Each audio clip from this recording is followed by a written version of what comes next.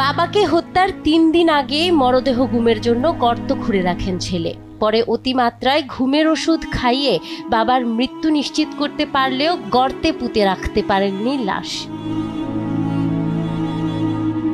বাবা মায়ের বিচ্ছেদ কোনোভাবেই মেনে নিতে পারছিল না কলেজ শিক্ষার্থী জামিউল হক খান জিসান। অনেক বোঝানোর পরেও তাদের নিয়ে আসতে পারেনি একই ছাদের তলে। এতে অবনতি হয় বাবা ছেলের সম্পর্কের। এরপর ক্ষোভে বাবাকে হত্যার পরিকল্পনা করে জিসান।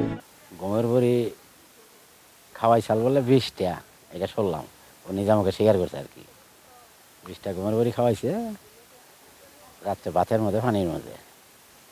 গত আর কেউ আসাল না, ওর বাপ তুই, ওর সেরার বাপ আর সেরাই সেরার দাদা দাদি আসাল টাঙ্গাইল হাসপাতালে। মাও তো আগেই ডিভোর্স দিয়ে দিছে। কারণ ওই যে ওর মাও নইয়া গন্ডগোল গো, ওর মায়ের ডিভোর্স দিছে। এই তো ওর মায়ের আনবো, হয়তো আর কেউ আনবো না, এইটাই হইল মূল কাহিনী। ভুক্তভোগী রশিদুল হক খান সুমন টাঙ্গাইলের ঘাটাইল উপজেলার চকপাড়া গ্রামের বাসিন্দা। কলেজ পড়ুয়া ছেলে জিসান ও 11 বছর বয়সী এক মেয়ে থাকা অবস্থায় বছরখানেক আগে স্ত্রী জুলিয়া খানমের সঙ্গে বিচ্ছেদ হয় তার।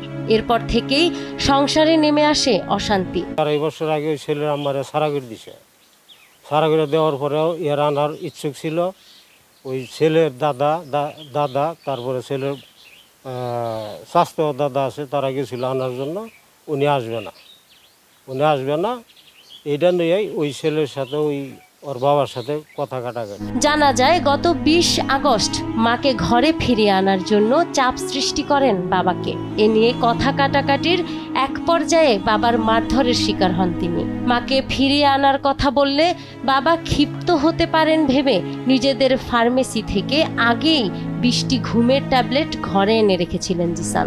সেগুলোই কৌশলে পানির সাথে মিশিয়ে খাইয়ে দেন বাবাকে। 3 দিন আগেই বাবার লাশ গুমের উদ্দেশ্যে খুঁড়ে রাখেন গর্ত।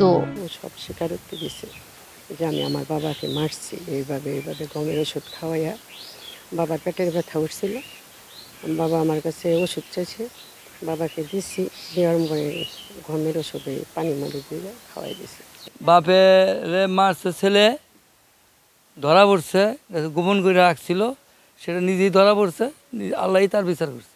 ঘটনার পর জিসানের আচরণ অস্বাভাবিক মনে হলে তাকে কারণ জিজ্ঞাসা করেন দাদা নুরুল হক খান। 7 দিন পরে দাদার কাছে ঘটনা খুলে বলেন জিসান। বিষয়টি স্থানীয়দের জানান নুরুল হক। স্থানীয়রা খবর দিলে পুলিশ এসে জিসানকে থানায় নিয়ে যায়। আমি বাড়িতে ছিলাম না, আমি স্ট্রোক করে টাঙ্গাইল ছিলাম। আমি সুষ্ঠু বিচার চাই। কিভাবে করছে সেটাও নিজে স্বীকার করে গেছে, আর ছেলে নিজে স্বীকার করে গেছে। বাবা মায়ের সম্পর্কের ভাঙন সন্তানদের মনের উপর কি ভয়াবহ প্রভাব ফেলতে পারে এই ঘটনায় তার উদাহরণ। মানসিক যন্ত্রণার কাছে হেরে গিয়ে জিসান শুধু বাবাকেই হারায়নি, ধ্বংস করেছে নিজের ভবিষ্যৎও। নাহার বৃষ্টি, নিউজ ডেস্ক, দেশ টিভি।